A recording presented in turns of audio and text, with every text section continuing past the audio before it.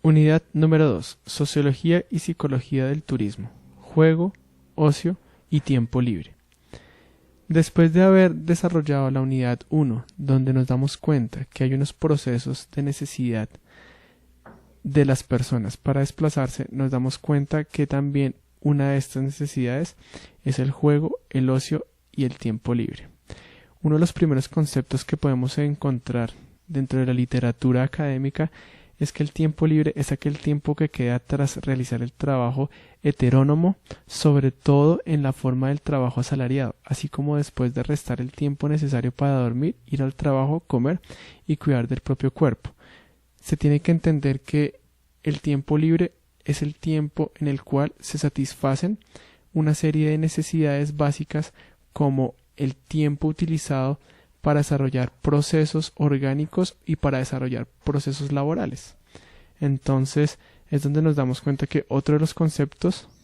es parte del tiempo no ocupado por el trabajo y que queda descontado todo tipo de obligaciones, inclusive en el que queda después de lavarse, cambiarse de ropa, bañarse, etc. El tiempo libre es un tiempo que sobra después de haber desarrollado todas nuestras actividades obligatorias y de necesidad. Ahí es donde aparece el concepto de ocio, ya que después de haber desarrollado todas nuestras obligaciones y actividades necesarias, nos damos cuenta que el tiempo libre, cuando se ocupa, se convierte en un tiempo de ocio, debido a que es un conjunto de ocupaciones a las cuales el individuo puede entregarse libremente, sea para descansar, para divertirse o para desarrollar su información o formación desinteresada, su participación social voluntaria o su libre capacidad creadora, después de haber cumplido sus obligaciones profesionales, familiares y sociales. El ocio es la ocupación del tiempo libre, así como aparece el siguiente concepto de ocio, donde consiste en una forma de utilizar el tiempo libre mediante una ocupación autotélica y autónomamente elegida y realizada cuyo desarrollo resulta satisfactorio o placentero al individuo. Entonces, allí es donde nos damos cuenta que empiezan a generar una serie de procesos económicos dentro de los países, donde una de las principales críticas era desarrollada por los economistas, debido a que las personas se estaban desplazando para satisfacer sus necesidades básicas después de haber desarrollado todas sus actividades obligatorias y biológicas, donde nos damos cuenta que el turismo como fenómeno social se empieza a insertar dentro del mercado y dentro de las nuevas fuentes de desarrollo de los países. Pero entonces, la principal crítica de los economistas fue que el turismo siempre fue visto solamente desde la demanda, dejando a un lado la oferta. ¿Qué quiere decir? La oferta como el lugar que se visita y los atractivos que se visitan.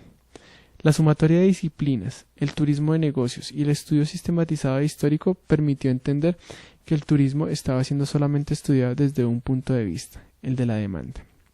De allí nace el concepto de turismo, donde encierra otra serie de acciones y otra serie de dinámicas sociales que permitió construir la Organización Mundial del Turismo. El turismo es un fenómeno social, cultural y económico relacionado con el movimiento de personas a lugares que se encuentran fuera de su lugar de residencia habitual por motivos personales o de negocios profesionales. Estas personas se denominan visitantes, que pueden ser turistas o excursionistas, residentes o no residentes. Y el turismo tiene que ver con sus actividades, de las cuales algunas implican un gasto turístico. Allí entendemos que el turismo, el simple desplazamiento, no significa que la persona que se desplaza sea turista, debido a que tiene que desarrollar una serie de actividades en los destinos visitados para que se consideren como turismo, ya sean actividades de ocio, actividades de recreación y un gasto económico en estos lugares. Otro de los conceptos que se empiezan a insertar es desde la mirada y desde la perspectiva de la psicología del turismo, debido a que se concibe una psicología social del turismo, como así la denominan, enfocada al estudio de la influencia que ejerce la industria turística en la estructura psicológica del individuo, en su rol turístico y en su interacción con la realidad de los destinos que se visita, entendiendo que, a pesar que se empieza a estudiar desde la economía el fenómeno turístico, es mucho más social de lo que parece. Por eso también se inserta un concepto desde la antropología, donde se considera el turismo como un elemento de la cultura humana, que forma parte de un determinado estilo de vida y de su contexto, debido a que se construyen identidades, procesos culturales y procesos de territorialización dentro de cada uno de los destinos. Y desde la sociología del turismo podemos concebir el turismo como el ámbito de estudio del individuo, lejos de su hábitat usual, de la industria que responde a sus necesidades y el impacto que tanto él como la industria provocan sobre el ambiente físico, económico y sociocultural de los residentes. Entendemos que no solamente se estudia el turismo desde el turista, sino también se estudia el turismo desde los habitantes, desde los residentes y desde cada uno de sus territorios, cómo estos construyen procesos identitarios y cómo estos construyen un mercado alrededor de un fenómeno llamado turismo. Y a partir de allí entendemos que también hay otra serie de miradas para la construcción de un concepto completamente dado desde la economía y desde el fenómeno social. El turismo puede ser utilizado como agente propulsor de desarrollo económico regional, dado que las primeras miradas que se empiezan a gestar del turismo son